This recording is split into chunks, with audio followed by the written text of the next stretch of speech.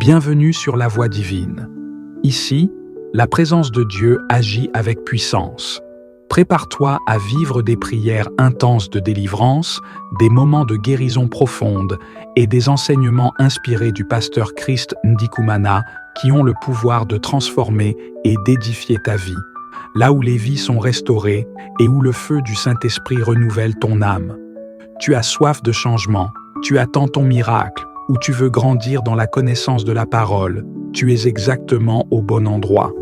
Alors ouvre grand ton cœur, installe-toi dans la paix du Seigneur et laisse Dieu te toucher au travers de cette prière puissante et de ses enseignements de vie. N'oublie pas de t'abonner à la Voie divine, activer la cloche de notification et partager ce moment pour bénir d'autres vies. Écoute la Voix divine qui te parle. Aujourd'hui peut être le jour de ta délivrance, de ta transformation et de ton édification. La prière seule ne suffit pas. La prière est nécessaire. Vous savez que dans la devise de Kangoka, il y a la prière de tous les jours. La prière, c'est la vie, mais j'aimerais qu'on comprenne que la prière seule ne suffit pas. Il y a des prières qui ne sont pas exaucées. Vous pouvez prier et attendre en vain. C'est ce qui fait que les gens sont frustrés, d'autres sont confus, ils ne comprennent pas pourquoi ils ne sont pas exaucés.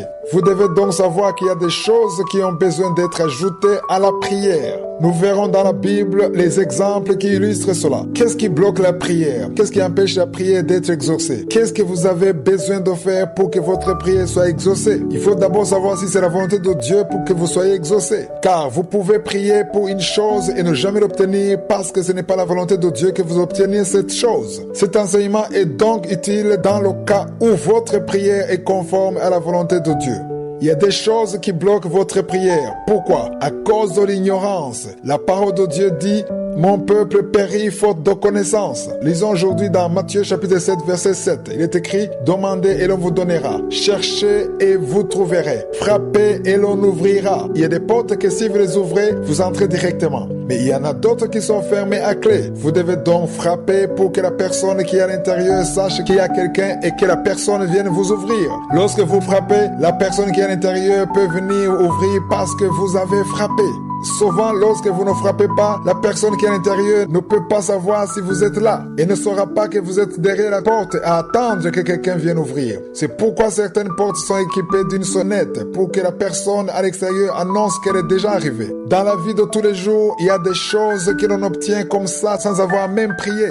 Vous-même, vous savez qu'il y a des choses pour lesquelles vous avez prié et d'autres pour lesquelles vous n'avez même pas prié. Elles sont nombreuses. La parole de Dieu dit que Dieu accorde la lumière pour les bons et les méchants. Il y a beaucoup de choses que nous obtenons sans les avoir jamais demandées. Mais il y en a d'autres que nous avons besoin de demander dans la prière. Dans Jacques chapitre 4 verset 3, il est écrit: vous demandez et vous ne recevez pas parce que vous demandez mal dans le but de satisfaire vos passions. C'est pourquoi dans Matthieu chapitre 7 verset 7, Jésus dit: demandez et l'on vous donnera. Comment demande-t-on? Dans la prière. Lorsque vous demanderez quelque chose qui est conforme à la volonté de Dieu, vous l'obtiendrez. Mais Jésus ne s'arrête pas là. Il dit encore: cherchez et vous trouverez. Il y a des choses que vous n'obtiendrez jamais, à moins de les chercher. C'est bien de demander, mais ce n'est pas suffisant. Il y a des fois où vous pouvez demander, mais vous avez besoin de chercher aussi. Demander parfois ne suffit pas, il faut aussi chercher. Le verset dit encore: frappez et l'on ouvrira. C'est qui ouvrira?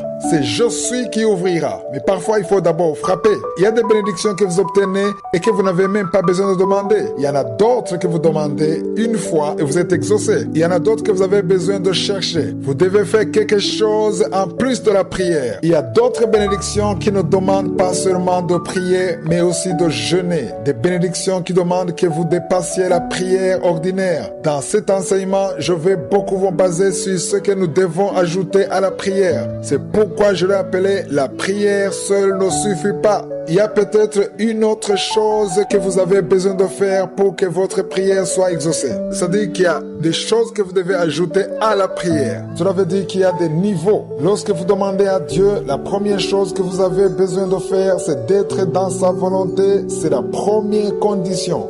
Dans tout ce que vous demandez, posez-vous toujours la question de savoir si vous demandez des choses qui sont conformes à sa volonté.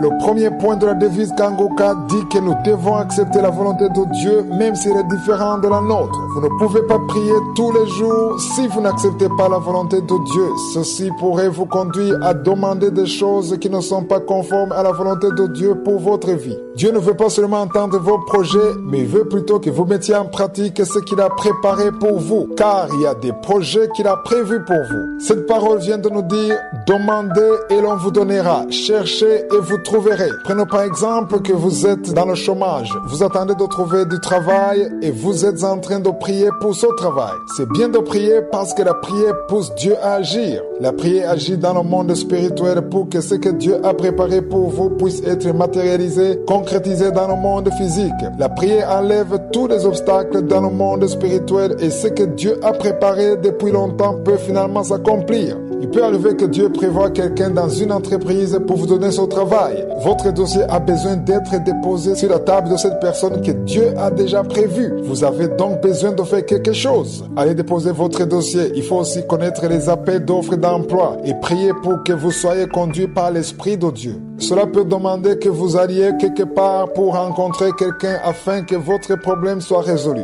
Il y en a qui croient qu'on a besoin de personne, qu'on a besoin de faire autre chose que prier, que tout ce qu'il faut c'est prier uniquement. Ils pensent qu'ils n'ont besoin de personne, qu'ils n'ont pas besoin de déposer leur dossier, mais ils oublient que dans ce même geste, dans cette même action, Dieu peut avoir prévu de passer par là pour les bénir. C'est pourquoi la parole de Dieu dit, demandez et l'on ouvrira, cherchez et vous trouverez. Celui qui cherche étant dans la volonté de Dieu, accompagné par une prière fervente, obtient ce que Dieu a prévu pour lui. La prière facilite le processus. Je compare la prière au carburant qui fait que le moteur de la voiture tourne, ou bien l'huile qui fait que toutes les pièces du moteur fonctionnent. Si on vous donnait une belle voiture, toute neuve, tout droit sortie de l'usine, si la voiture ne contient pas de carburant, elle ne peut pas avancer. La prière est comme le carburant dont la voiture a besoin de démarrer. Mais la voiture n'a pas besoin du carburant uniquement, elle a aussi besoin d'autre chose. C'est pourquoi je suis en train de vous dire que Dieu veut nous ouvrir les yeux afin que l'on sache qu'il y a autre chose qu'il a donné. Cette chose, c'est la sagesse. Vous devez savoir que la prière est une bonne chose, mais vous avez aussi besoin d'agir. J'ai déjà remarqué qu'il y a des gens qui vont quelque part et s'enferment et ne veulent rien faire. Vous ne voulez pas travailler, vous ne voulez pas parler aux autres, vous ne voulez pas être en relation avec les autres, avoir des amis, vous restez seul dans votre coin. Vous ne voulez parler à personne, vous vous dites que c'est juste entre vous et votre Dieu, mais nous verrons que pour bénir les gens, Dieu passe par les autres. Il y a des bénédictions que Dieu a prévues pour vous, mais celles-ci passeront sûrement entre les mains des autres. Cela demande que vous soyez connecté à d'autres personnes. Lorsque vous priez, attendez-vous toujours à voir la main de Dieu agir à travers les autres. Dieu est celui qui change les circonstances, il crée des relations. Vous pouvez rencontrer des gens qui vous aiment et qui deviennent compatissants par rapport à votre situation. Vous devez avoir un cœur ouvert et savoir que vous ne pouvez pas connaître toutes les voies de Dieu. C'est la base de cet enseignement. J'aimerais qu'on sache que nous devons prier tous les jours, mais aussi agir d'une autre manière. La prière seule ne suffit pas. Dieu ne passe pas par la prière uniquement. C'est vrai, il se sert de la prière, mais il utilise aussi les personnes, même ceux que vous ne connaissez pas, même les membres de votre famille. Il peut même utiliser vos ennemis pour vous donner votre bénédiction, pour accomplir le plan qu'il a pour votre vie, pour vous faire arriver là où il a prévu que vous soyez. Mais cela demande que vous sachiez que la prière seule ne suffit pas. Il y a d'autres choses qui doivent s'ajouter à votre prière pour que ce que Dieu a préparé soit accompli dans votre vie. Il est important pour nous de savoir que la prière est une fondation, c'est là où nous trouvons la force. Dieu a besoin d'entendre notre prière. Il écoute notre prière. La parole de Dieu nous demande de prier sans cesse. C'est écrit dans 1 Thessaloniciens 5, verset 17. Nous devons prier tous les jours. Nous le savons tous, du moins ceux qui suivent cette émission régulièrement. C'est même un des points de la devise de Kangoka. Il est aussi important de savoir ce qui produit notre prière. Vous pouvez vouloir préparer de la bonne nourriture, mais si vous mettez votre plat dans une casserole et que vous la mettiez dans une cuisinière qui n'est pas allumée, si vous n'allumez pas la cuisinière, tout ce que vous aurez mis dans la casserole restera comme tel. Rien ne va changer. La prière est comme le feu nécessaire pour cuire votre nourriture. La prière accomplit le plan de Dieu. La prière fait que ce que Dieu a prévu soit accompli. Nous devons aussi savoir que dans l'accomplissement des plans de Dieu pour notre vie, il y a des choses que nous devons faire pour que cette prière puisse agir. Il y a une question qui revient souvent en ce qui concerne la sémence. Quand on parle de la sémence, on veut surtout parler de l'argent que l'on donne. Mais s'aimer ne s'applique pas seulement sur l'argent, mais c'est plutôt toute chose que vous faites. Chaque action que vous faites est une sémence. La sémence n'est pas seulement évoquée dans l'Ancien Testament, même dans le Nouveau Testament, on en parle. Lisons dans 2 Corinthiens 9, verset 6. Il est écrit, « Sachez-le, celui qui sème peu, moissonnera peu, et celui qui sème abondamment, moissonnera abondamment. » Cela veut dire que chaque chose que vous faites, vous sémez. J'ai vu pas mal de gens qui ne comprennent pas comment ce principe fonctionne. La sémence est une chose que Dieu a créée et qui s'applique en tout, même dans les paroles que vous prononcez. Les mots que vous dites à vos enfants, c'est une sémence que vous mettez en eux. La parole de Dieu dit que la bouche peut soit bénir, soit maudire. Tout ce que vous dites, tout ce que vous faites, votre attitude devant vos amis ou devant les serviteurs de Dieu, devant vos parents, partout où vous allez, dans tout ce que vous faites, c'est une sémence que vous sémez. Souvent les problèmes que nous connaissons, que ce soit dans nos familles, dans nos pays, c'est la récolte de ce que les autres ont semé avant nous. C'est pourquoi je vous dis de faire attention quand vous sémez. Chaque fois que vous sémez une bonne sémence, vous tracez le chemin pour vos enfants et même pour vos petits-enfants. Nous devons penser comme Dieu, ayons une bonne vision. Ne considérons pas uniquement notre propre vie, mais ayons à l'esprit que tout ce que nous faisons, c'est une sémence. Chaque geste que nous posons est une sémence. Chaque parole que nous disons est une sémence. Comme le verset que nous venons de lire le dit, ce que l'on sème, c'est ce qu'on récolte. Demain, nous parlerons de la sémence qui a été sémée.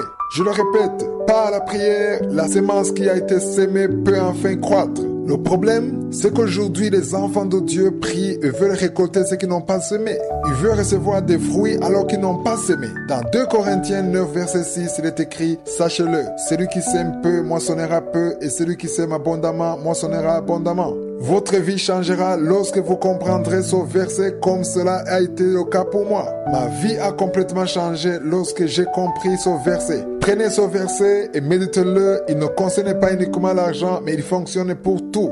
Dans tout ce que vous faites, dans votre famille, dans votre société, dans votre entreprise, dans votre ministère, dans votre mission d'évangélisation, ce verset vous permettra de réaliser beaucoup de choses. La prière seule ne suffit pas. Si vous n'avez pas encore compris ce verset, c'est-à-dire le verset 2 Corinthiens chapitre 9 verset 6, la prière seule ne suffit pas. C'est important que vous compreniez pourquoi cela. Parce qu'il y a des gens qui prennent la prière comme de la magie.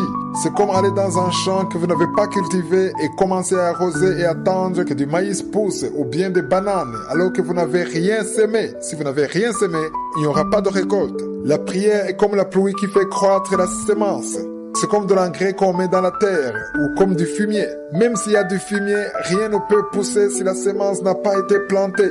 Vous ne pouvez pas espérer récolter ce que vous n'avez pas semé. La prière seule ne suffit pas. Elle doit être accompagnée par la sémence. Dans cet enseignement, j'aurai le temps de parler aux couples mariés. Si vous êtes marié, que vous soyez homme ou femme, votre attitude, les mots que vous prononcez, tout ce que vous faites, c'est une sémence que vous semez dans votre mariage. Il arrive que beaucoup de problèmes surviennent dans la famille, dans le mariage, à cause de la sémence qui a été sémée par la femme ou l'homme. Ce qui fait que même la prière que vous faites est bloquée par les mauvaises sémences que vous avez sémées dans votre mariage. La prière est parfois étouffée par les mauvaises sémences que nous avons plantées dans notre vie. Vous êtes peut-être en train de prier pour votre enfant. Vous voulez qu'il soit un enfant respectueux, sage, qui craint Dieu, mais vous oubliez votre attitude. Vous vous comportez d'une façon qui ne l'aide pas à grandir dans la bonne voie. Votre attitude fait qu'il ne voit pas Dieu dans votre vie. Vous semez dans sa vie une graine qui le pousse à devenir rebelle, amer, à être contre vous et ne pourra pas faire ce que dit la parole de Dieu juste parce que vous ne le lui inspirez pas. Et vous, de votre côté,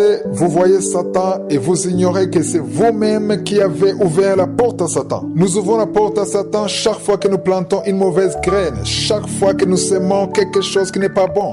Si nous revenons sur l'argent, vous êtes peut-être dans une situation de dette, tout est bloqué et vous allez devant Dieu, vous entamez un jeûne de 40 jours pour que votre situation financière change et vous oubliez que tout tourne autour du principe de la sémence de la récolte. Si vous ne partagez jamais ce que Dieu vous a donné avec les autres, si vous n'aidez jamais les pauvres, les veuves, les orphelins, si vous ne soutenez jamais l'œuvre de Dieu, tout tourne autour de vous. Vous n'avez jamais semé en aidant les autres, cela veut dire que vos actes bloquent la prière. Votre prière cherche au moins une sémence qu'elle pourrait faire croître et elle n'en trouve point. Je vous ai déjà dit que la prière est comme du fumier. C'est comme de l'engrais chimique qu'on met dans la terre afin que la sémence qui a été plantée puisse bien grandir. Mais elle ne pourra pas faire croître une sémence qui n'existe pas. Avant la fin de cet enseignement, nous en reparlerons. Je vous montrerai que si vous semez une mauvaise sémence dans la vie de votre femme, là je parle de votre comportement, si vous la maltraitez, si vous ne lui témoignez aucun amour, aucune affection, même si vous allez devant Dieu pour prier afin que votre femme vous respecte, pour qu'elle soit une bonne femme selon la parole de Dieu, votre prière cherchera une sémence à faire croître et elle ne pourra pas la trouver. La prière cherche une bonne sémence à faire croître. Je le répète, la prière cherche une sémence à faire croître. Mis à part la prière, apprenons à semer une bonne sémence, car la bonne sémence aura besoin de la pluie ou de l'eau. Elle aura besoin de l'entretien. C'est ça le rôle de la prière.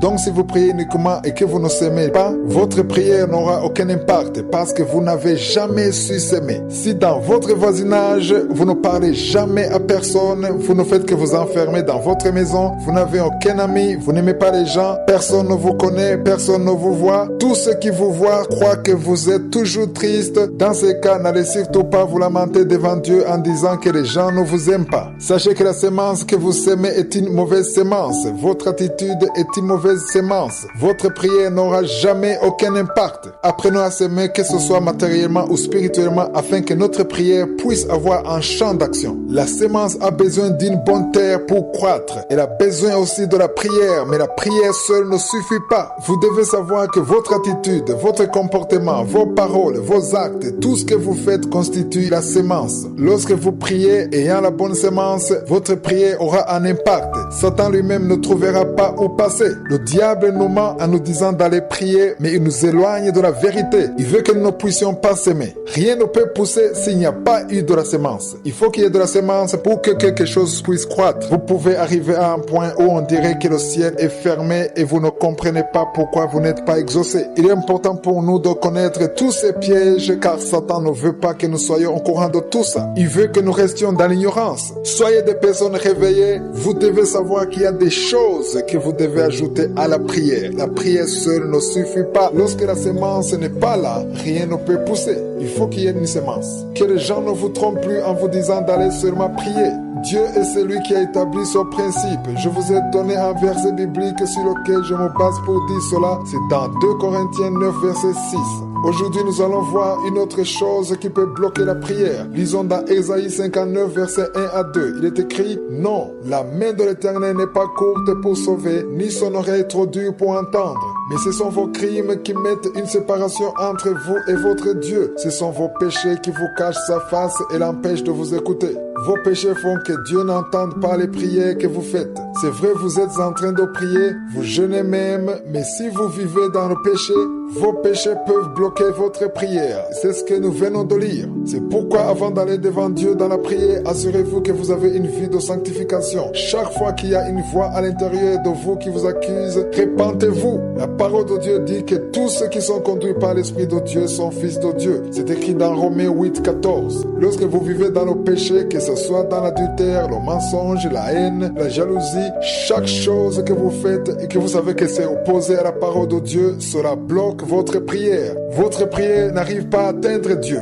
Même si vous priez beaucoup, ce n'est pas suffisant. Vous devez être sanctifié devant Dieu. Il est important pour nous de le comprendre. Prier, c'est bien, mais prier uniquement ne suffit pas. Lisons dans 1 Jean chapitre 3 verset 15. Il est écrit: Quiconque est son frère est un meurtrier, et vous savez qu'aucun meurtrier n'a la vie éternelle demeurant en lui. Je ne sais pas si vous voyez à quel point c'est important pour Dieu. La Bible qualifie de meurtrier celui qui est son frère. Bien sûr, vous n'avez tué personne, mais si vous avez de la haine dans votre cœur, la Bible vous considère comme un meurtrier. Lorsque quelqu'un arrive à tuer une autre personne, c'est parce qu'elle ne veut plus la voir. Donc, celui qui est son frère ne veut plus voir son frère. Les deux partagent le même sentiment de haine. Celui qui tue et celui qui déteste son frère. Nous devons examiner nos cœurs. Nous devons nous repentir et être sanctifiés devant Dieu avant d'aller dans la prière. Prier, c'est bien. Passer des heures et des heures dans la prière, c'est bien. Parler en langue, c'est bien. Mais soyez d'abord en règle avec Dieu. C'est très important. Beaucoup ne donnent pas de la valeur à la sanctification. Marcher dans la voie de la sanctification est très important. Il y a des prières que Satan bloque.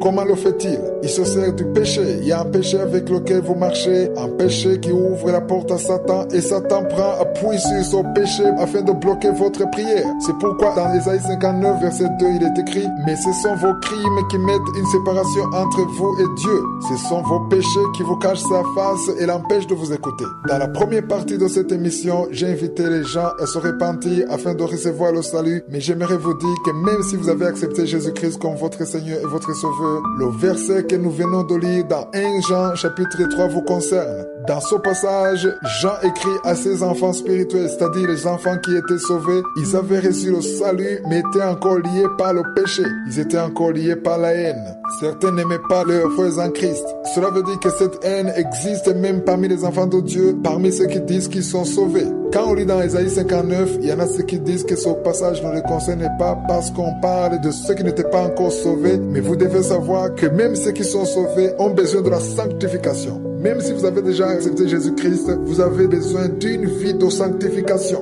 Pour que vous puissiez avoir un travail, cela demande que vous soyez en contact avec une personne. Pour que votre dossier arrive dans le bureau de l'employeur, vous devez faire quelque chose, déposer votre dossier. Nous avons vu que la prière est liée au principe de la sémence et de la récolte.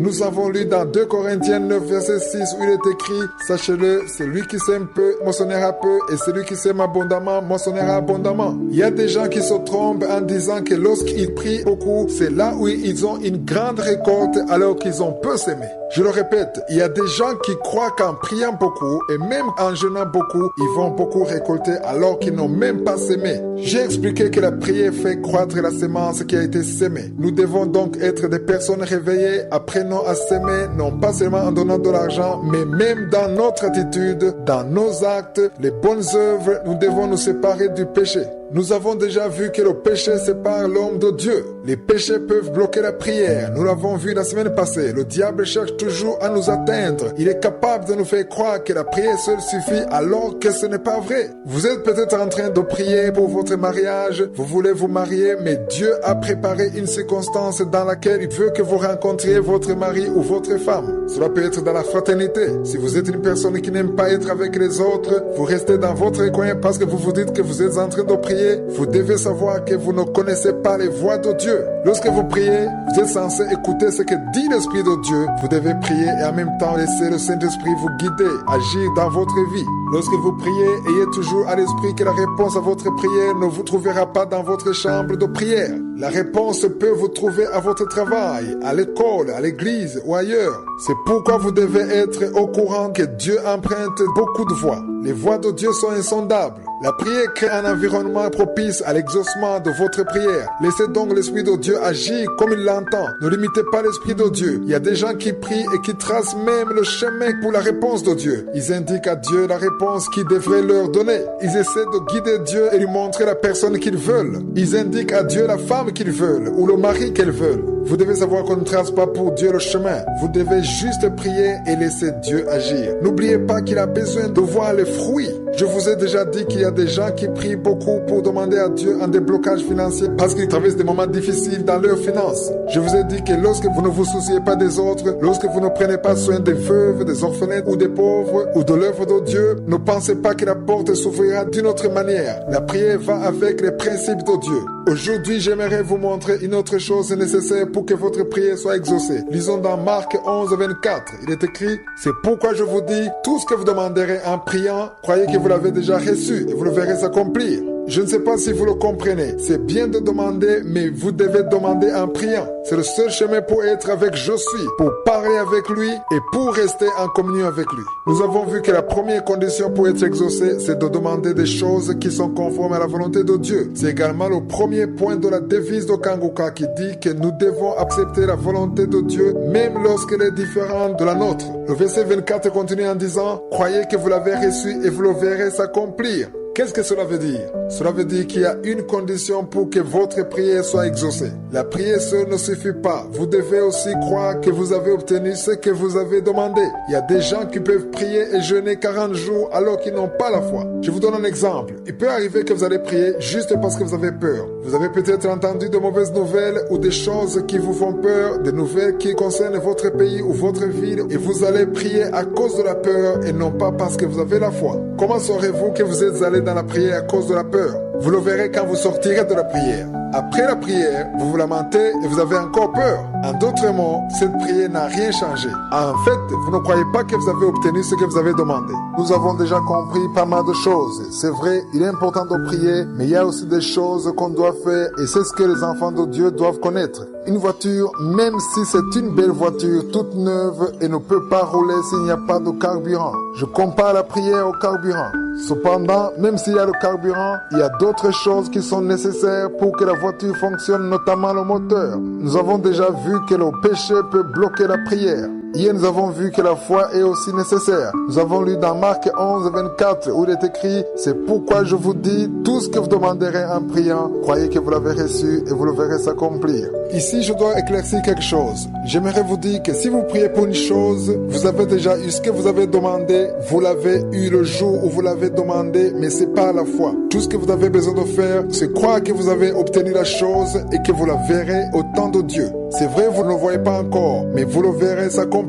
C'est comme quand une femme est enceinte. Quand le médecin lui dit qu'elle est enceinte, personne ne peut voir le bébé de l'extérieur. Le bébé n'est pas encore visible, mais le fait que le bébé n'est pas visible, cela ne veut pas dire qu'il n'est pas là. Si le bébé n'a que 2 semaines, par exemple, pour le voir, on doit faire une échographie. En d'autres mots, l'échographie va montrer ce que les yeux physiques ne peuvent pas voir.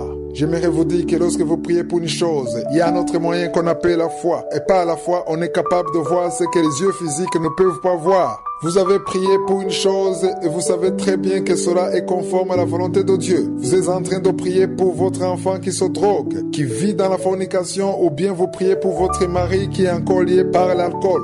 Vous savez très bien que cela est conforme à la volonté de Dieu, que votre mari ou votre enfant soit délivré. Vous devez donc croire, avoir la foi que vous avez obtenu ce que vous avez demandé. Même si la situation semble inchangée, même s'il continue à boire de l'alcool, même si les yeux physiques vous montrent le contraire, il y a une échographie céleste, une autre force céleste qui est capable de vous montrer ce que les hommes ne peuvent pas voir. Il y a une révélation extraordinaire dans ces paroles. Marc a dit une chose importante. Il nous a donné une révélation extraordinaire. Il a dit, tout ce que vous demanderez en priant, croyez que vous l'avez reçu et vous le verrez s'accomplir. Vous êtes peut-être un couple marié, vous croyez que Dieu va vous donner un enfant même si plusieurs années se sont écoulées. Si Dieu vous a mis ensemble, il veut vous donner un enfant, c'est la volonté de Dieu que vous ayez un enfant. La prière enlèvera tous les obstacles qui vous empêchent jusqu'à présent d'avoir cet enfant. Même si les médecins vous ont déjà dit que c'est impossible d'avoir cet enfant, Dieu est capable de faire ce que les hommes ne peuvent pas faire. Vous avez besoin de faire autre chose. Si vous avez demandé à Dieu un enfant, quittez la prière étant convaincu que vous avez obtenu ce que vous avez demandé, même s'il n'y a pas encore eu conception. C'est là où ça devient de la folie pour certains d'entre vous. La foi est comme de la folie parce qu'on croit ce qu'on ne voit pas. Ce qui est étonnant, c'est que nous les humains, nous croyons facilement ce que disent les médecins, nous croyons les résultats de l'échographie, mais lorsque Dieu nous demande de croire en sa parole, alors ça devient difficile pour nous. Vous n'avez pas besoin de le voir maintenant, mais vous le verrez. Ce passage est très important. Certains sont dans la confusion et suite à cela, ils décident même de marcher sur un chemin qui n'est pas conforme à la volonté de Dieu. Vous pouvez prier 2 heures par jour sans la foi. Vous pouvez aussi passer des jours et des jours dans le jeûne, mais sans la foi. Vous pouvez prier pour une situation quelconque et quitter votre prière étant dans les lamentations. Pourquoi est-ce que vous vous lamentez? Parce que vous ne croyez pas que vous avez obtenu ce que vous avez demandé. Il y a une attitude de quelqu'un qui a déjà obtenu ce qu'il a demandé et une attitude de celui qui n'a pas encore obtenu. Je vous ai donné l'exemple d'une femme enceinte. Une femme enceinte a une attitude qui montre réellement qu'elle attend un enfant. Vous la verrez par son habillement, dans sa nourriture, dans tout ce qu'elle fait. Elle pense à l'enfant qui est dans son ventre et ne mange pas n'importe quoi, n'importe comment, à n'importe quelle heure et ne prendra pas n'importe quel médicament. Il est important de vous comporter comme celui qui a obtenu la chose demandée si vraiment vous y croyez. Lorsque vous priez, vous devez être content de la chose que vous ne voyez pas encore, mais que vous avez obtenue par la foi. Beaucoup de personnes me demandent alors s'il faut arrêter de prier, puisqu'ayant demandé, vous croyez que vous avez obtenu ce que vous avez demandé. Non, il faut toujours continuer à prier. La prière qu'il faut continuer à faire, c'est l'action de grâce. Beaucoup de personnes me disent que le samedi, elles ont mis la main là où elles souffraient. Lorsque le samedi suivant arrive, elles mettent la main et rendent grâce à Dieu qui a déjà donné la guérison. Même si vous n'avez rien senti, même si vous ne voyez pas la guérison, si vous avez prié, croyez que vous êtes guéri. La prochaine fois que je vais prier pour les malades, mettez la main là où vous souffrez et commencez à remercier Dieu pour la guérison parce que vous avez déjà cru que vous êtes guéri. Ceux qui ont compris attendent juste que cette guérison se manifeste. C'est une très bonne chose. Hier, nous avons lu dans Marc 11, 24, mais j'aimerais vous donner un autre verset. C'est dans 1 Jean 5, verset 14 à 15. Lisez ce passage, il vous édifiera beaucoup comme ça a été le cas pour moi. Avant, je ne comprenais pas la volonté de Dieu. Ce passage m'a aidé à comprendre la volonté de Dieu qui est d'ailleurs le premier point de la devise de Kangoka. Il est écrit, nous avons auprès de lui cette assurance que si nous demandons quelque chose selon sa volonté, il nous écoute. Ça, c'est le verset 14. Aujourd'hui, peut-être vous êtes en train de demander des choses qui sont contraires à la volonté de Dieu. Votre prière n'aura pas d'effet. Au verset 15, il est écrit, et si nous savons qu'il nous écoute, quelque chose que nous demandions, nous savons que nous possédons la chose que nous lui avons demandée. J'aimerais qu'on comprenne qu'il est primordial d'avoir la certitude que ce que l'on demande à Dieu est conforme à sa volonté. Après cela, le verset qui se trouve dans Marc 11, 24 sera plus efficace. Vous aurez alors besoin de la foi, une foi qui vous dit que vous avez obtenu ce que vous avez demandé. Moi-même, il y a des choses que j'ai demandées à Dieu, je ne les ai pas encore vues, mais je me réjouis comme si je les avais déjà obtenues alors que je ne les ai pas encore vues physiquement. J'ai la foi que j'aurai ce que j'ai demandé parce que je sais que c'est la volonté de Dieu. Lorsque vous savez que ce que vous avez demandé est conforme à la volonté de Dieu, il ne reste plus qu'une seule chose et c'est le temps de Dieu. Chaque fois que vous entendez des témoignages des gens qui ont été guéris, cela veut dire que leur temps est arrivé. Une personne réveillée ne se lamente pas et ne jalouse pas les autres et ne s'énerve pas parce que les autres sont guéris, mais elle rend grâce à Dieu parce qu'il est à l'œuvre. Son heure viendra, elle aussi témoignera. Si vous vous lamentez, c'est parce que vous n'avez pas la foi que vous avez obtenu ce que vous avez demandé. Celui qui a la foi ne se lamente pas. L'heure viendra où vous serez guéri, où vous serez délivré de vos soucis, où Dieu vous donnera un mari, un travail. Il est juste question de temps. Mais vous devez avoir la foi que vous avez obtenu ce que vous avez demandé. Ayez la foi que vous avez obtenu ce que vous avez demandé et vous le verrez s'accomplir. Nous allons parler d'une autre chose nécessaire pour que la prière soit exaucée. Dieu n'aime pas du tout la paresse. La paresse peut bloquer votre prière. Elle peut faire en sorte que les bénédictions que Dieu a préparées pour vous n'arrivent pas jusqu'à vous. Je vais beaucoup en parler car c'est une chose qui est visible parmi les enfants de Dieu. Lisons dans 2 Thessaloniciens chapitre 3 verset 10. Il est écrit, car lorsque nous étions chez vous, nous vous disions expressément, si quelqu'un ne veut pas travailler, qu'il ne mange pas non plus. Beaucoup de gens aiment le succès, mais ils n'aiment pas le travail. Ils veulent évoluer, mais ils ne veulent pas payer le prix. Ils veulent devenir riches, mais ils ne veulent pas travailler. Le travail est le moyen que Dieu utilise pour bénir ses enfants. Si vous priez et qu'en même temps vous êtes paresseux, cette paresse bloquera votre prière. C'est un problème que nous rencontrons souvent. Même parmi les élèves ou les étudiants, il y en a ceux qui prient beaucoup pour réussir alors qu'ils ne révisent même pas. Ils ne préparent rien du tout.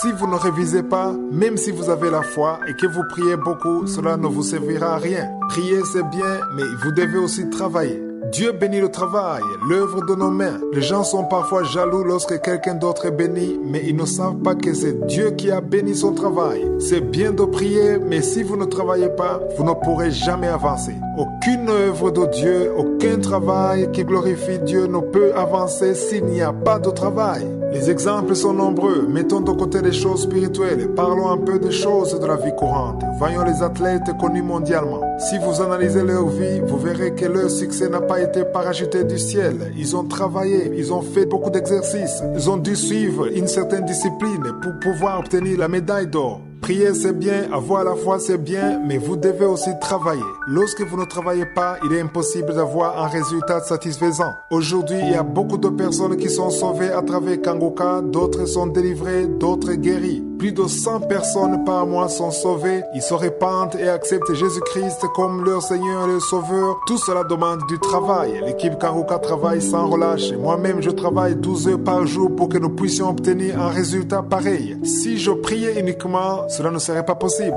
Mais cela ne veut pas dire non plus que je ne prie pas. Je prie tous les matins. Je ne peux pas me lever sans prier, mais je dois aussi travailler. J'arrive au bureau à 6h45 et je rentre la nuit pour que l'œuvre de Dieu puisse avancer. Il serait donc insensé de dire que puisque vous avez un appel de Dieu, vous allez juste prier. Vous devez aussi travailler. Il est vrai que j'ai une équipe d'intercesseurs. Je vous demande aussi souvent de prier pour nous, mais si je ne travaillais pas beaucoup, cette œuvre ne pourrait pas avancer. Vous aussi qui m'écoutez, même si vous n'êtes pas évangéliste, vous êtes peut-être un commerçant ou un fonctionnaire, c'est vrai, vous priez, vous donnez aussi, vous s'aimez dans l'œuvre de Dieu, vous soutenez l'œuvre de Dieu, mais pour réussir, vous allez devoir travailler, adopter des stratégies, donner votre temps et votre énergie. Réussir ne demande pas juste d'avoir la foi, mais vous devez aussi travailler.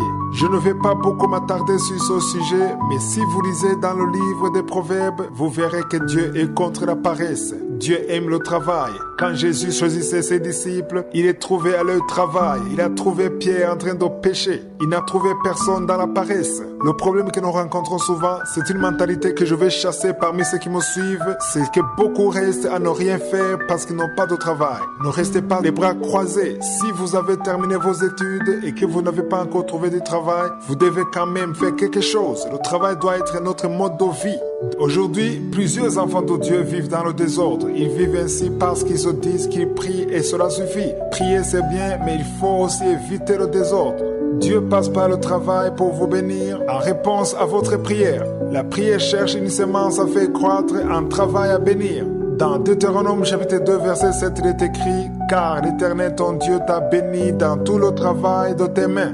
Dieu veut que tout le monde travaille. Vous devez travailler si vous n'êtes pas malade. Le problème que je rencontre souvent, c'est que les chrétiens à qui je donne ce message, ils me demandent comment ils peuvent travailler alors qu'ils n'ont pas de travail. Certains ont tout fait, ils ont déposé partout, mais ils n'ont rien trouvé. Le problème, c'est le fait de croire que si on ne trouve pas du travail où on est payé, alors on ne peut pas travailler. Par conséquent, on doit rester à la maison, à regarder la télévision. J'aimerais vous dire que même si vous n'avez pas un contrat, Jésus vous a déjà appelé. Il veut que vous travaillez. Vous devez travailler et éviter la paresse. Travailler, ce n'est pas seulement avoir un emploi rémunéré. C'est vrai, nous avons besoin d'argent pour vivre, mais au moment où vous n'avez pas encore trouvé du travail, un travail rémunéré, vous pouvez aussi faire quelque chose. Il y a beaucoup de choses que vous pouvez faire si vous avez 2 bras et 2 jambes. Je connais une personne qui était sans emploi. Elle a compris son message. Elle a commencé à aller visiter les gens à l'hôpital. Elle allait voir les gens malades et leur partager la bonne nouvelle. Elle les réconfortait et priait pour eux. Elle leur disait que Jésus les aime. Cette activité est devenue son travail jusqu'au jour où Dieu est passé par son même chemin pour la bénir en lui donnant un travail rémunéré. J'aimerais vous dire que lorsque vous pratiquez les bonnes œuvres, même si on ne vous donne pas un salaire, le ciel vous voit et il prend soin de vous. Je vous donne mon propre exemple. Depuis 2005 jusqu'en 2009, je faisais un travail qui n'était pas du tout rémunéré. Il y a des missionnaires qui étaient venus dans mon pays et je sentais dans mon cœur que je devais faire quelque chose pour les aider. J'ai alors proposé à ces missionnaires de faire quelque chose sans exiger un salaire. Je me suis donné totalement pendant 4 ans. Et c'était des gens qui avaient les moyens. Ils auraient pu me soutenir financièrement, mais je l'ai fait gratuitement parce que j'étais convaincu qu'il y a une récompense au ciel. J'aimerais vous dire que le fait d'avoir travaillé 4 ans sans rémunération, juste pour soutenir l'œuvre de Dieu, Dieu a passé par son même chemin pour me connecter à la personne qui est devenue le premier partenaire de mon ministère. Ma vie a été transformée à cause de cette personne. Dieu considère le cœur. Vous de même, cherchez quoi faire, cherchez une personne à bénir, à aider, à encourager. La prière que vous ferez étant en train de travailler sera une prière efficace et Dieu ouvrira les portes pour vous. Il vous donnera un bon travail parce qu'il a remarqué un bon cœur. Si vous êtes à la recherche d'un travail, commencez à travailler même là où on ne vous paie pas. Rendez des services, soyez utiles pour les autres, soyez une bénédiction pour les autres et Dieu passera par son même chemin pour vous bénir. Il répondra à votre prière parce que vous n'avez pas été paresseux. La prière est nécessaire. Chaque enfant de Dieu doit avoir une vie de prière régulière. Il doit prier tous les jours. Je vous ai donné un exemple que la prière est comme le carburant dont la voiture a besoin pour démarrer ou pour fonctionner. Une voiture qui n'a pas d'essence ne peut pas fonctionner. La prière est la force des enfants de Dieu. La devise de Kangoka dit que nous devons prier tous les jours parce que si vous avez une vie de prière, vous recevez la force qui vient de Je suis, une force qui vous permet de faire ce que vous ne pourriez jamais accomplir de vous-même. Nous avons déjà vu que Dieu aime le travail. Si vous êtes à la recherche d'un travail, il y a une chose qui attend que vous fassiez, une étape à franchir et qui s'ajoute à la prière. Nous avons aussi vu qu'il y a une sémence nécessaire pour que votre prière fasse croître cette sémence. La sémence est tout ce que vous faites. Les gens ont tendance à prier alors qu'ils n'ont pas sémé. Cette prière ne sera pas efficace. La prière est comme de l'engrais chimique qui fait que ce que vous avez sémé puisse croître. Je vous ai déjà dit que cette semaine, nous verrons ce qui est nécessaire pour que la prière familiale ou la prière pour la famille ait un impact. Il y a des gens qui sont en train de prier pour leurs partenaires. Il y en a qui prient pour leurs femmes pour qu'elles soient sauvées ou pour qu'elles puissent changer. Il y a des femmes qui sont en train de prier pour leur mari, de revenir sur le bon chemin. Il y a d'autres qui prient pour leur foyer parce qu'il y a des problèmes dans leur couple. D'autres prient pour leurs enfants. J'aimerais vous dire à tous qu'il est bien de prier. Prier sans cesse. Mais vous devez aussi savoir que la prière seule ne suffit pas parce qu'il y a des choses qui peuvent bloquer la prière sans que vous soyez au courant. Et c'est le but de cet enseignement. Je vais réveiller les enfants de Dieu afin qu'ils sachent que même s'ils prient, ils doivent aussi être sûrs que leur comportement va avec leur prière. Des fois, il arrive que notre attitude bloque notre prière. Dans ce cas-là, la prière devient sans force. Elle devient inefficace à cause de notre attitude qui la bloque. Il y a beaucoup de choses que nous ne comprenons pas, des choses qui se passent dans le monde spirituel sans que nous nous en rendions compte. Lisons dans 1 Pierre 3, verset 7. Pierre s'adresse particulièrement aux hommes. Il savait de quoi il parlait parce que lui aussi avait une femme. Marie, montrez à votre tour de la sagesse dans vos rapports avec vos femmes, comme avec un sexe plus faible. Par ce verset, nous comprenons que beaucoup d'hommes oublient que même si nous sommes tous des enfants de Dieu, certains hommes oublient que nous ne sommes pas créés de la même façon que les femmes. Le cœur des hommes est différent de celui des femmes. Dieu a créé différemment l'homme et la femme. C'est pourquoi Pierre dit « Honorez-les, honorez les femmes comme devant hériter avec vous de la grâce de la vie. » Ici, je m'adresse aux hommes, même si vous êtes différents, même si vous êtes la tête du foyer, vous devez savoir que vous partagez avec votre femme le salut. Vous avez le même Seigneur. Vous êtes tous des enfants de Dieu. Les hommes et les femmes, vous tous, vous êtes des enfants de Dieu. Vous êtes tous sur le même chemin du ciel. Vous devez traiter votre femme comme une personne qui a aussi de la valeur devant Dieu. J'aimerais demander à tous les hommes qui m'écoutent de prier pour eux-mêmes, prier afin que Dieu vous donne la sagesse que vous devez avoir devant votre femme. C'est ce que Pierre essaie de nous dire. Il dit qu'il en soit ainsi afin que rien ne vienne faire obstacle à vos prières. Ça, c'est très fort. Pierre parle des comportements des hommes qui peuvent bloquer la prière. Vous êtes peut-être en train de prier, vous jeûnez ainsi, mais parce que vous manquez la sagesse de savoir comment vous devez vous comporter dans votre foyer, devant votre femme, votre attitude peut être un obstacle à votre prière. C'est pourquoi j'ai appelé cet enseignement « La prière seule ne suffit pas ». C'est bien de prier, mais nous devons aussi avoir la sagesse qu'il faut. Nous devons connaître tous les obstacles à notre prière. Dans Ephésiens 5, 25, il est écrit « Marie, aimez vos femmes comme Christ a aimé l'Église et s'est livré lui-même pour elle. » Christ est comparé à l'époux. L'homme est la tête du foyer. Le problème de beaucoup d'hommes, c'est que lorsqu'ils apprennent que Christ est la tête du foyer, ils veulent seulement commander, ils ne voient que l'autorité. Mais Paul, dans son passage d'Ephésiens 5, 25, ne parle pas uniquement de l'autorité que doit avoir l'homme dans son foyer, mais il parle aussi du sacrifice. Christ a donné sa vie pour l'Église. De la même façon, le mari doit aussi se sacrifier pour sa femme et ses enfants. Aux hommes qui m'écoutent, lorsque vous avez compris ce verset, alors vous saurez que si vous êtes la tête du foyer, cela veut dire que vous êtes prêt à donner votre vie. Vous êtes prêt à vous sacrifier pour mettre en valeur les intérêts de votre femme. Lorsque vous traiterez votre femme de cette façon, votre prière aura un impact considérable. Lorsque vous serez prêt à abandonner certaines choses pour protéger votre femme, votre foyer, lorsque vous aurez l'attitude de Christ, lui qui a accepté de mourir à la croix pour l'Église, lorsque vous serez même prêt à mourir pour protéger votre femme, alors Dieu exaucera votre prière. Votre femme est votre brebis. Christ est le berger de son Église, comme vous-même, vous êtes le berger de votre femme et de vos enfants. C'est pourquoi Pierre demande aux hommes d'avoir de la sagesse. Ayez de la sagesse, car si vous ne traitez pas votre femme comme il se doit, votre prière sera bloquée. C'est écrit au verset 7. Il est dit, montrez à votre tour de la sagesse dans vos rapports avec vos femmes. C'est au verset 7. Si vous agissez ainsi, rien ne pourra bloquer votre prière. Vous êtes peut-être en train de prier, peu importe ce que vous êtes en train de demander à Dieu, mais si vous traitez mal votre femme, ce qui ne plaît pas du tout à je suis, votre prière peut être bloquée. Vous ne connaîtrez jamais la cause. Vous vous direz sans doute que le diable est contre vous, mais le problème est dans votre foyer. Dieu est en train de nous réveiller. Nous devons savoir en tant que personnes mariées que notre attitude dans nos foyers a un impact considérable pour que notre prière soit exaucée. C'est pourquoi j'ai appelé cet enseignement « La prière seule ne suffit pas ». Je vais vous montrer à quel point votre attitude devant votre femme ou devant vos enfants a un impact considérable, un rôle dans la puissance de votre prière. Aujourd'hui, j'ai parlé aux hommes, mais demain, je parlerai aux femmes, car la parole de Dieu ne parle pas uniquement aux hommes, mais aussi aux femmes. Nous devons savoir que notre attitude influence beaucoup l'exaucement de notre prière. Prier pour la famille, c'est bien. Avoir la foi, c'est bien. Mais vous devez aussi savoir que votre attitude a beaucoup d'importance. La prière seule ne suffit pas. Votre attitude compte aussi devant Dieu. Ici, je m'adresse au mari. Vous devez donner de la valeur à votre femme. Vous devez aussi savoir que vous êtes la tête du foyer. Votre femme vous doit du respect parce que vous êtes la tête. Aujourd'hui, j'aimerais parler aux femmes. Les femmes doivent respecter leur mari.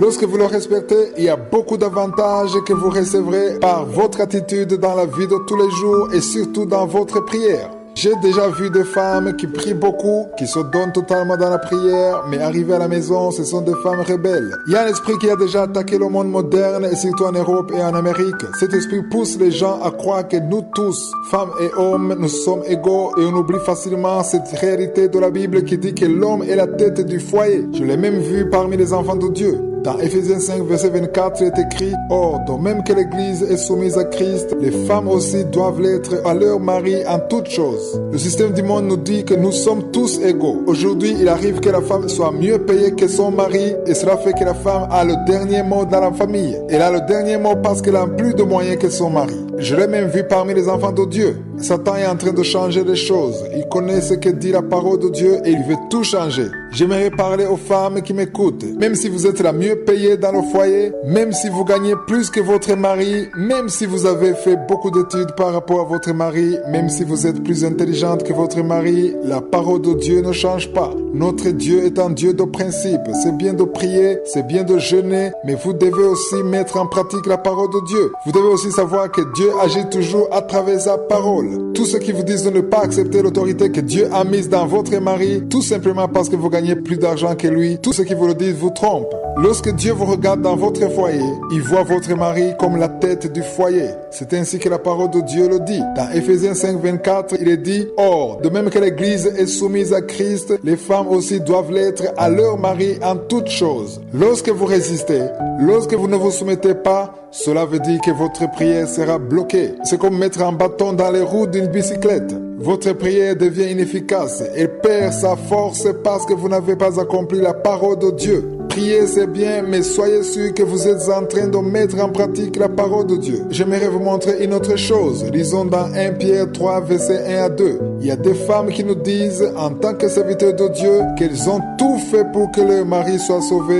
mais jusque-là, ça n'a pas marché.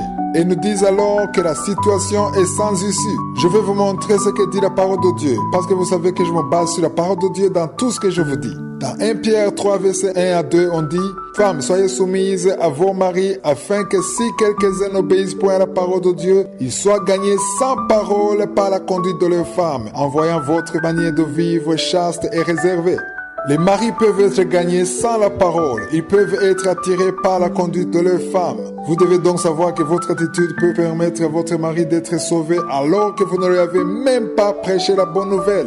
Votre prière peut être bloquée par votre attitude. Beaucoup ne l'ont pas encore compris et surtout ces jours-ci, il est très difficile à une femme de respecter complètement son mari. Certains nous disent qu'elles ne peuvent pas respecter leur mari parce qu'elles ont raison dans la plupart des cas. Il y en a même qui nous disent qu'ils ne respectent pas leur mari parce qu'ils font beaucoup d'erreurs. D'autres disent qu'ils n'ont pas d'expérience en tant que mari. En d'autres termes, ils ne savent pas se comporter comme de bons maris. Si vous pensez ainsi, toutes ces justifications sont devenues une source de conflit dans les couples aujourd'hui. La parole de Dieu ne change pas et ne peut pas changer parce qu'il y a le modernisme.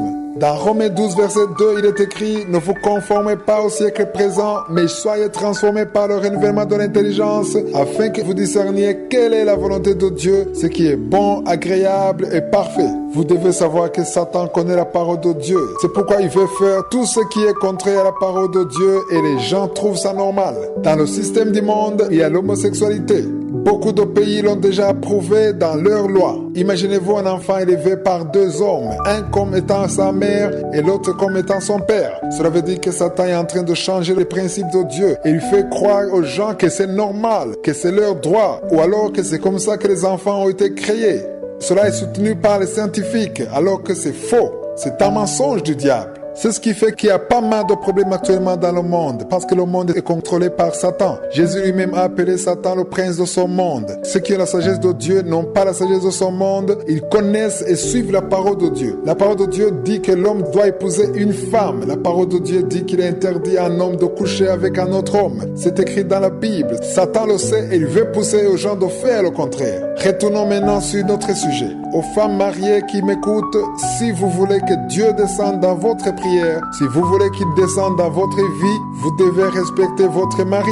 Sachez que chaque fois que vous n'appliquez pas la parole que nous avons lue dans Ephésiens 5, 24, ceci peut bloquer votre prière. Lisons encore dans 1 Pierre 3, verset 1 à 2. Pierre dit: femmes, soyez de même soumises à vos maris, afin que si même quelques-uns n'obéissent point à la parole, ils soient gagnés sans parole par la conduite de leurs femmes, en voyant votre manière de vivre chaste et réservée. Lorsque vous vous humiliez devant votre mari, une humilité accompagnée par la prière, lorsque vous lui montrez du respect, lorsque vous n'élevez pas la voix, même quand vous avez raison, votre prière accompagnée par l'humilité sera très efficace. Votre attitude d'humilité touchera le cœur de votre mari et votre mari changera. Cela peut ne pas arriver tout de suite, mais si vous continuez, si vous persévérez, vous verrez le changement et la transformation de votre mari. Ce que je suis en train de vous dire est la vérité de la parole de Dieu. Votre mari sera gagné par votre attitude, mais ce n'est pas seulement votre attitude, mais c'est surtout une attitude accompagnée par la prière. Votre prière seule ne suffit pas. Votre comportement, votre attitude, votre soumission feront toute la différence. Mais si votre prière rencontre de la résistance dans votre cœur, de l'insoumission, elle n'aura aucun impact et votre mari ne sera pas transformé. Pour que votre prière soit efficace, elle a besoin de votre soumission.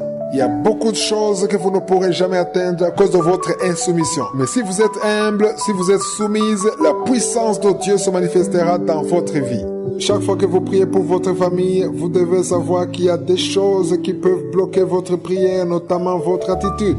Votre comportement a de la valeur devant Dieu. C'est votre attitude qui influence la prière. C'est comme l'huile pour le moteur. L'huile permet au moteur de bien fonctionner. Votre attitude rend la prière efficace. Cela veut dire que ce qui ne pouvait pas passer passe par la force de la prière. Vous pouvez mal vous comporter, ce qui bloquera sûrement votre prière. C'est ce que nous avons vu lorsque nous avons lu dans 1 Pierre 3, verset 7, là où Pierre dit: Marie, montrez à votre tour de la sagesse dans vos rapports avec vos femmes, comme avec un sexe plus faible. Honorez-les comme devant aussi hériter avec vous de la grâce de la vie. Qu'il en soit ainsi, afin que rien ne vienne faire obstacle à vos prières.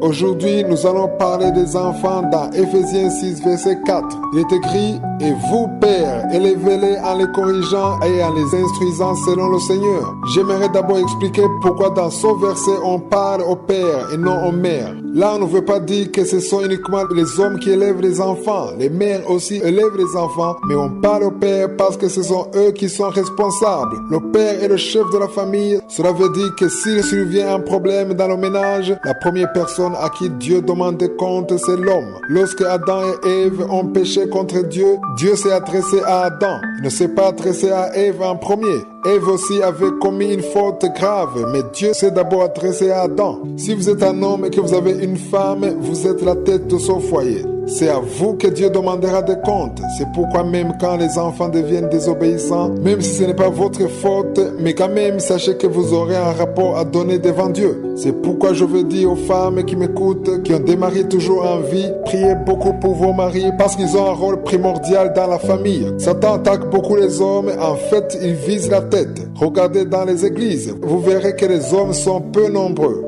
Je l'ai vu en Europe, en Amérique et même en Afrique. Même parmi ceux qui nous donnent des témoignages, on entend rarement les voix des hommes. Ce sont les voix des femmes qui dominent. Pourquoi cela? Parce que Satan attaque beaucoup les hommes. Il sait que s'il attaque la tête du foyer, c'est tout le reste qui s'écroule. En détruisant les foyers, il détruit aussi le pays. C'est pourquoi vous devez prier pour vos maris, prier pour vos pères, parce qu'il y a un plan que Dieu veut accomplir à travers eux. Le verset dit, n'irritez pas vos enfants, mais élevez-les en les corrigeant et en les instruisant selon le Seigneur. En Europe et en Amérique, on ne punit pas les enfants parce que c'est interdit par la loi.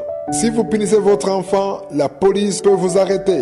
Vous pouvez être emprisonné et même votre enfant peut vous être enlevé. Cela veut dire que c'est le système du monde qui est contre la parole de Dieu. La parole de Dieu dit dans Proverbe 29, verset 17, « Châtie ton fils et il te donnera du repos et il procurera des délices à ton âme. » Au verset 15, il est écrit, « La verge et la correction donnent la sagesse, mais l'enfant livré à lui-même fait honte à sa mère. » L'enfant doit être puni, mais le problème que les gens rencontrent aujourd'hui, c'est que s'ils punissent leurs enfants, ils sont menacés par la loi. Pourquoi cela? Parce que le diable veut bloquer la parole de Dieu. Il veut que l'on fasse des choses qui sont contraires à la parole de Dieu. Dans Ephésiens 6, verset 4, il est dit, « N'irritez pas vos enfants, mais élevez-les en les corrigeant et en les instruisant selon le Seigneur. » Corriger votre enfant, c'est bien, mais même si vous le faites, vous devez aussi lui montrer de l'affection.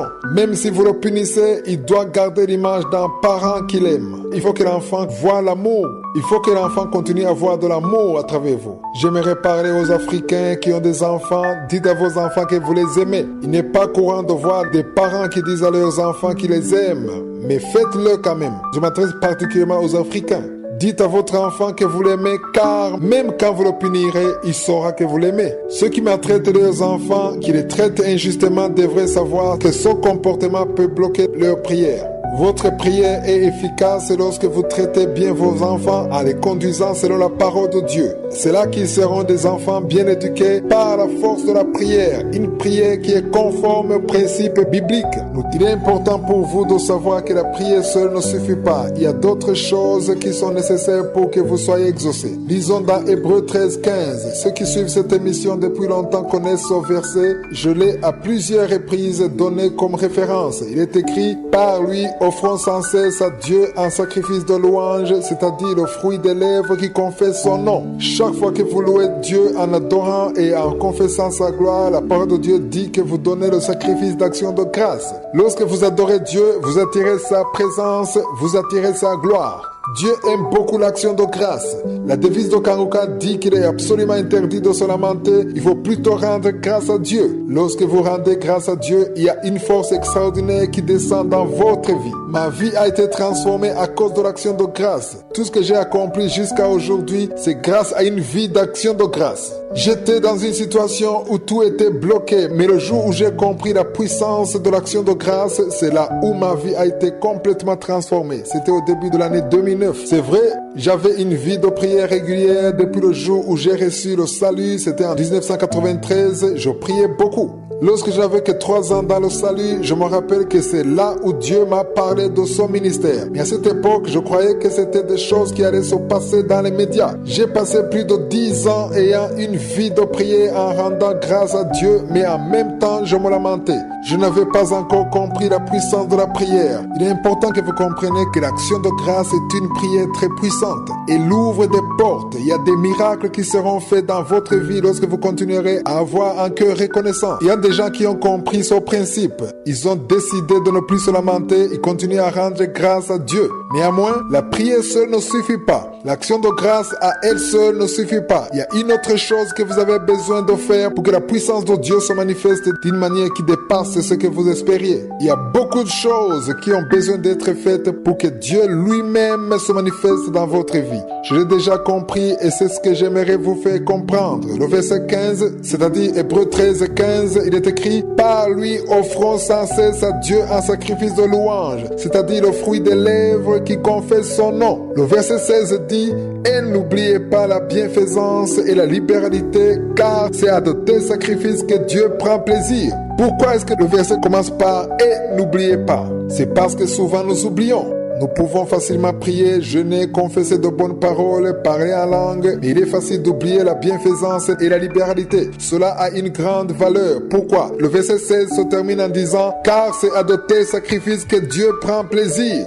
Dieu veut votre action de grâce. C'est vrai, il aime la prière, il aime quand vous jeûnez, mais il est très satisfait quand vous avez un cœur qui donne. La bienfaisance honore et glorifie Dieu. Pourquoi? Nous devons comprendre que nous devons donner quelque chose. On ne rend pas grâce à Dieu parce qu'on le veut, mais on rend grâce à Dieu parce qu'il y a quelque chose qu'il a fait dans nos vies. Vous devez louer Dieu tout le temps. Votre bouche ne doit pas se lamenter. Hier, nous avons lu également au verset 16 de Hébreux 13 qui dit « Et n'oubliez pas la bienfaisance et la libéralité, car c'est à de tels sacrifices que Dieu prend plaisir. » Nous oublions souvent la bienfaisance et la libéralité. Pourquoi Dieu aime la générosité?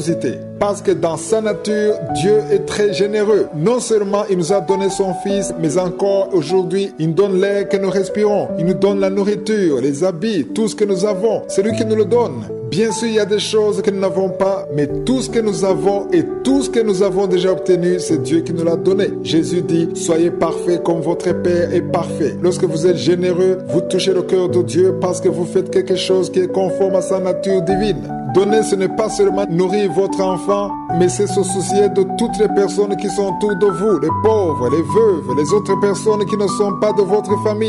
S'occuper de l'œuvre de Dieu, c'est vous soucier de tout ce qui concerne les intérêts de Dieu. La générosité, c'est lorsque vous donnez parce que vous êtes béni. C'est ce genre de cœur que Dieu veut. Lorsque vous vivez ainsi, en menant une vie de générosité, votre prière sera efficace. La bienfaisance et la libéralité apportent quelque chose dans votre prière. J'ai déjà vu des gens qui prient beaucoup, qui passent des heures et des heures dans la prière, qui jeûnent 3 fois par semaine, qui sont capables de passer 3 jours par mois enfermés dans une chambre, rien qu'en priant alors qu'ils sont incapables d'aider une autre personne qui est dans le besoin. Ils ne donnent rien, que ce soit à l'église, aux pauvres, parmi les collègues ou les voisins. Si vous ne partagez pas ce que vous avez avec les autres, votre prière sera inefficace. Quelque chose bloquera votre prière. La prière seule ne suffit pas, mais elle devient efficace lorsque vous avez un cœur qui donne, un cœur qui partage. Si votre frère en Christ a un problème, s'il a perdu un travail et que de votre côté vous êtes content de ce qui lui est arrivé, vous êtes content de ceux qui souffrent et vous êtes malheureux quand les autres sont bénis, alors vous devez savoir que votre prière ne peut pas être efficace. C'est pourquoi vous devez vous souvenir qu'en plus de l'action de grâce que vous donnez à Dieu, vous ne devez pas oublier la bienfaisance et la libéralité. N'oubliez pas de donner aux autres, de partager avec les autres ce que vous avez. Si vous recevez un certain montant par mois, peu importe la somme, vous devez bénir les autres. Il faut qu'il y ait quelqu'un qui rend grâce à Dieu à cause de vous. Un frère ou une sœur en Christ qui rend grâce à Dieu à cause de ce que tu as fait pour lui ou pour elle. J'ai une petite question. Y a-t-il quelqu'un qui rend grâce à Dieu pour la bénédiction qu'il a reçue à travers vous? Normalement, il devrait y avoir quelqu'un qui rend grâce à Dieu pour la bénédiction que tu lui as donnée. Si vous n'avez pas l'habitude de donner, certaines portes ne vous seront pas ouvertes car la principale clé pour l'exaucement de votre prière, c'est un cœur qui donne, un cœur généreux. C'est pourquoi il est écrit au verset 16, c'est-à-dire Hébreux 13 et 16, « Et n'oubliez pas la bienfaisance et la libéralité car c'est à de tels sacrifices que Dieu prend plaisir. » Et un cœur généreux, c'est ce qui fera que votre prière aura un impact et même les portes fermées seront ouvertes. Donc vous devez savoir que vous bloquez vous-même votre prière. Dieu veut voir notre générosité. Dieu veut nous bénir. Il a plusieurs dossiers devant lui. Il aime donner et il aime encore plus ceux qui donnent. Lorsque vous êtes généreux, vous lui ressemblez. Lorsque vous avez un cœur qui craint Dieu et que vous voyez votre enfant grandir en ayant le même cœur que vous, cela vous fait plaisir. Et si par contre votre enfant est différent de vous, il ne craint pas Dieu, cela ne vous fait pas plaisir. Vous n'êtes pas content du tout. De la même façon, Dieu a une nature généreuse. Et lorsqu'il voit quelqu'un qui donne comme lui, il est très satisfait. Vous êtes peut-être en train de prier. Il y a une chose que vous demandez à Dieu. Dieu n'a aucun problème à vous exaucer, mais il veut que vous ayez vous aussi un cœur qui donne. Lorsque vous demandez à Dieu, alors que vous aussi vous avez l'habitude de donner, Dieu sera plus favorable à votre prière. J'aimerais vous dire que le fait de bénir les autres ouvrira des portes dans votre vie et votre prière sera puissante devant Dieu. Il y en a qui me disent qu'ils sont en train de prier pour leurs finances. Ils me disent que tout est bloqué dans leur vie, que toutes les portes sont fermées, mais à y regarder de près, ce sont ceux qui prient beaucoup alors que le cœur est fermé. Ils ne partagent jamais ce qu'ils ont avec les autres. Ils ne bénissent pas les autres. Ils ne pensent jamais aux autres. Ils ne donnent pas. Nous devons comprendre que Dieu aime ceux qui donnent, ceux qui sont touchés par la situation des autres, qui veulent aider les autres.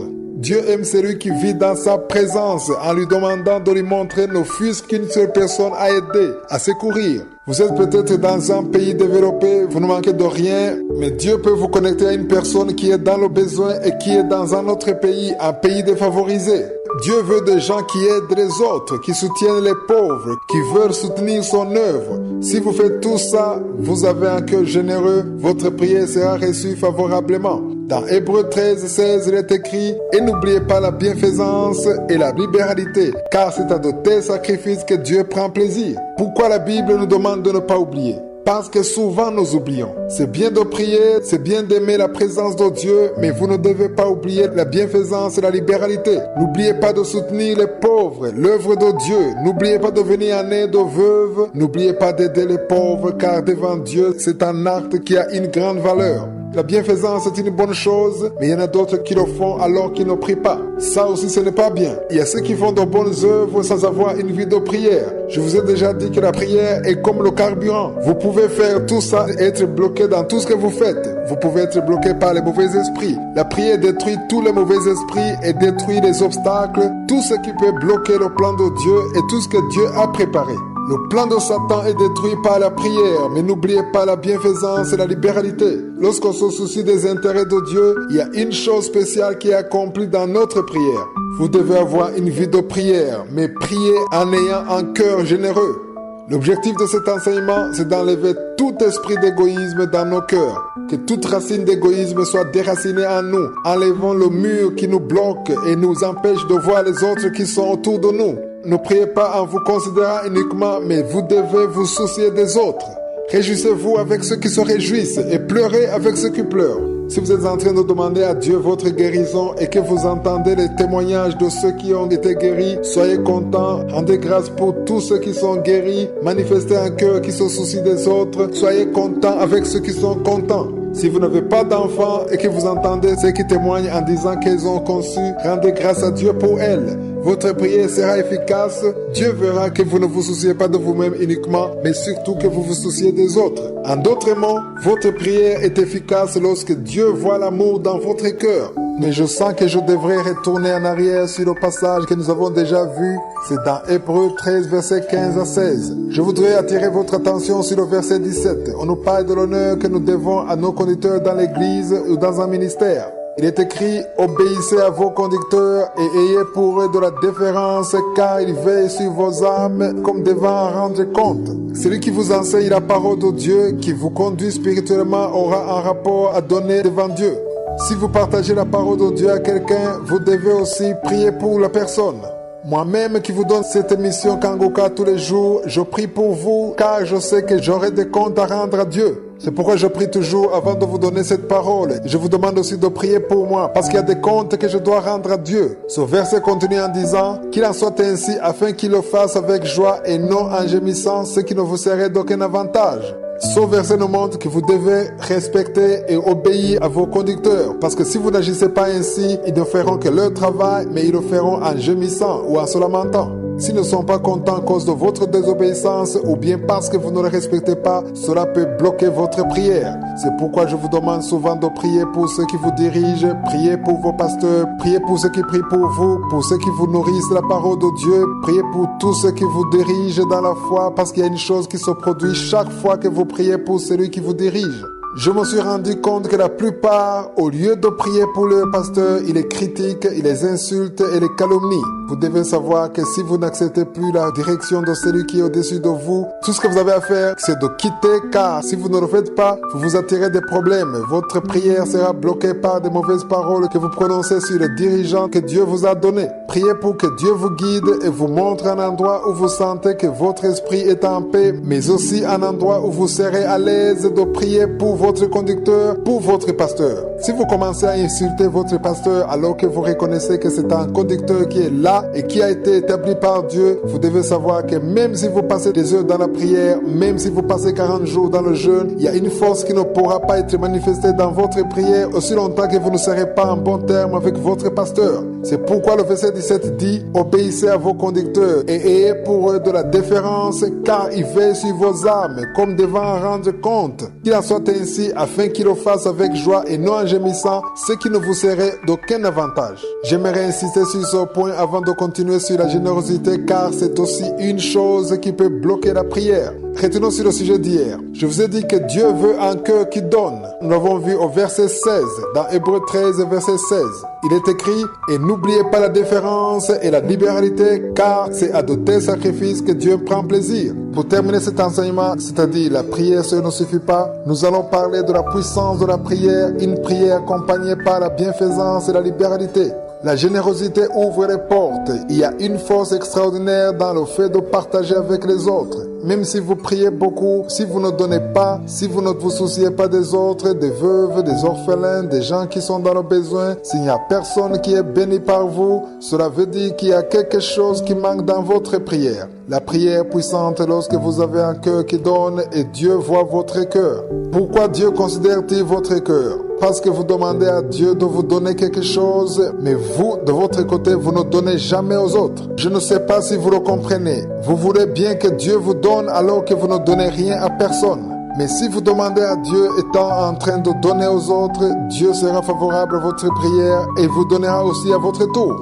Dieu veut des gens qui donnent, car donner est extrêmement important pour Dieu. Lisons dans Actes 10, versets 1 à 4. Lisez ce passage attentivement. On parle d'un centenier romain du nom de Corneille. Ce qui m'a étonné, c'est que Corneille était un étranger. Il n'était pas un Israélite. Il ne connaissait pas encore la vérité.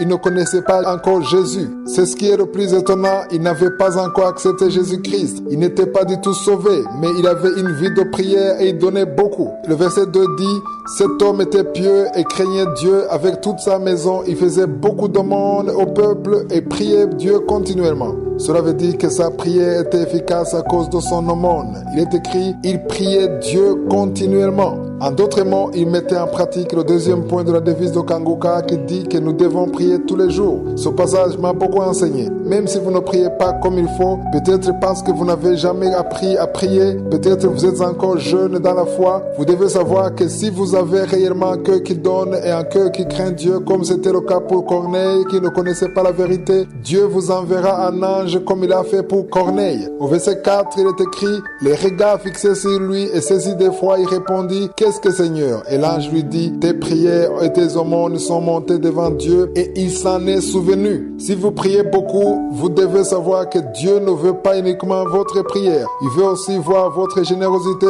ce que vous donnez. Si vous priez et qu'en même temps vous donnez, Dieu s'en souviendra et il y a quelque chose de spécial qui sera accompli dans votre vie. Lorsque vous priez et qu'en même temps vous donnez, tout en ayant un cœur qui cherche Dieu, il est écrit dans Apocalypse 5, verset 8, que votre prière monte devant Dieu comme un parfum de bonne odeur. Cela veut dire que si vous avez de la générosité, il y a quelque chose qui touche le cœur de Dieu. L'ange a visité Corneille et lui a dit: tes prières, tes aumônes sont montées devant Dieu et il s'en est souvenu. J'espère que vous avez appris quelque chose de spécial durant cet enseignement. Je vous invite à relire vos notes car il y a beaucoup de choses que vous comprendrez. Vous verrez que votre prière a certainement été bloquée par telle ou telle chose. Si vous décidez de changer d'attitude, vous témoignerez que les portes ont désormais été ouvertes pour vous dans le nom de Jésus. Passez un excellent week-end. Je vous bénisse. Y a-t-il rien qui soit étonnant de la part de l'Éternel? Ça, c'est la question fondamentale. Est-ce qu'il y a quelque chose qui soit étonnant de la part de l'Éternel? Rien n'est impossible. C'est facile pour lui. C'est presque impossible pour nous, mais c'est facile pour lui. Il a dit: au temps fixé, je reviendrai vers toi, et à cette même époque, Sarah aura un fils. Tout dépend de ta foi. Donc si tu as la foi, si tu sens vraiment la foi que peu importe les années, peu importe la situation, va dans un endroit où il n'y a pas beaucoup de bruit, tu vas mettre ta main sur le ventre. Si tu as un autre problème qui n'est pas la stérilité, tu vas mettre ta main là où tu souffres. Encore une fois, j'insiste, n'attends pas que je cite ton cas. Et la foi, et si tu as la foi, tu seras visité. Dans quelques secondes, nous allons prier.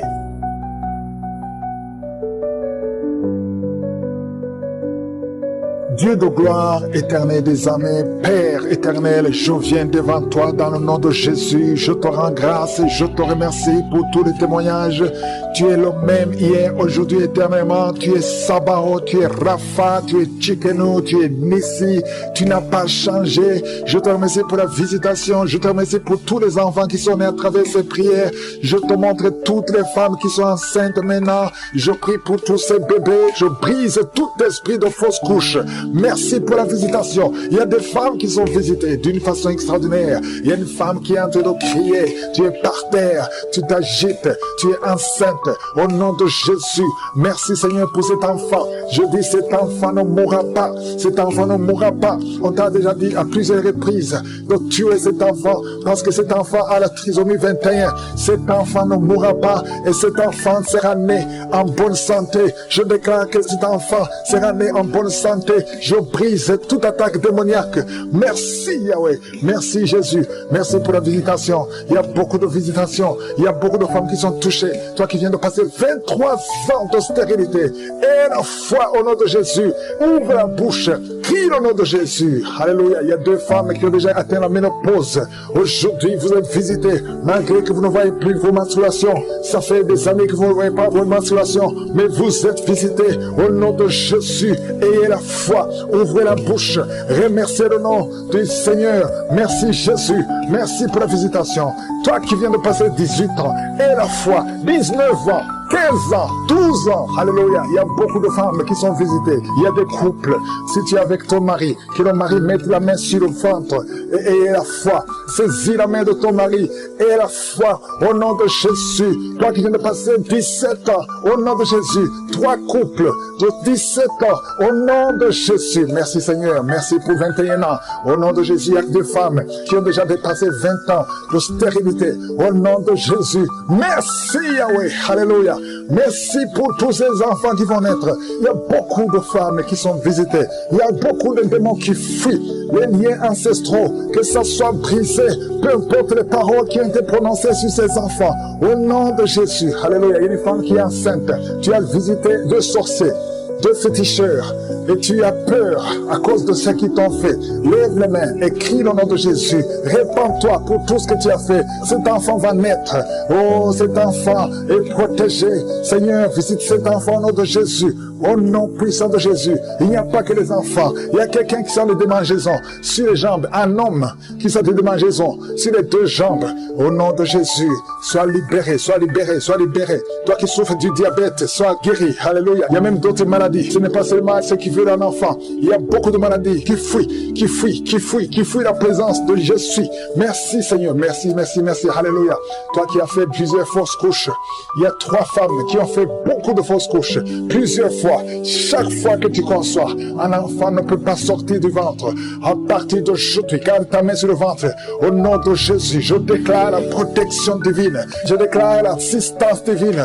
Au nom de Jésus, Yeshua, merci Jésus. Tu as été blessé pour toutes ces femmes. Et tu as été brisé pour toutes ces femmes. Tu as été brisé pour leurs iniquités. Au nom de Jésus, le châtiment qui devait tomber sur elle, alléluia, ce châtiment est tombé sur toi. Par tes meurtrissures, toutes ces robes sont guéries, alléluia. Que la malédiction prenne fin aujourd'hui. Il y a quelqu'un qui prie, c'est même un homme. Tu sens beaucoup de douleur au niveau du dos, côté gauche. Mets la main là où tu souffres. Il n'y a pas que les femmes enceintes. Toute maladie va fuir. Parce qu'il y a la visitation. Je sens la visitation. Au nom de Jésus, il y a 2 femmes qui vont avoir des jumeaux. Et une autre femme qui a déjà des jumeaux. Tu sais que tu as des jumeaux. Garde les mains sur le ventre. Et que ton mari mette les mains sur ton ventre. Au nom de Jésus, je prie pour tes jumeaux. Un garçon et une fille. Au nom de Jésus, je déclare la protection divine. J'efface toutes les paroles qui ont été dites sur ces jumeaux. Au nom de Jésus, je déclare la grâce de l'Éternel. Merci Seigneur, toi qui viens de passer 6 ans de mariage, alléluia, sans conception. Aujourd'hui, c'est ton jour et la foi au nom de Jésus. Toi qui es en train de saigner, tu saignes à tel point que tu crois que ton enfant est mort, mais ton enfant ne mourra pas. Ton enfant va naître au nom de Jésus. Merci Yahweh. Il y a 2 personnes qui sont de rouler par terre. Alléluia. Et les esprits parlent. Je m'adresse à ces esprits. vous allez sortir. Sortez, sortez, sortez, sortez. Au nom de Jésus, je vous ordonne de sortir. Laissez les enfants de Dieu. Au nom puissant de Jésus, toi qui as des cauchemars, toi qui es menacé par l'esprit de la mort, aujourd'hui, et la foi, confesse le nom de Jésus. Merci Seigneur. Alléluia. Il y a quelqu'un qui a perdu la connaissance. Toi qui es avec la personne, mets ta main sur la tête de cette personne. Au nom de Jésus, tous les liens sataniques. C'est quelqu'un qui a des liens avec le monde satanique. Aujourd'hui, tu es libéré. Reçois la libération. Reçois la délivrance. Yeshua. Merci Yahweh. Merci Jésus. Merci pour la délivrance.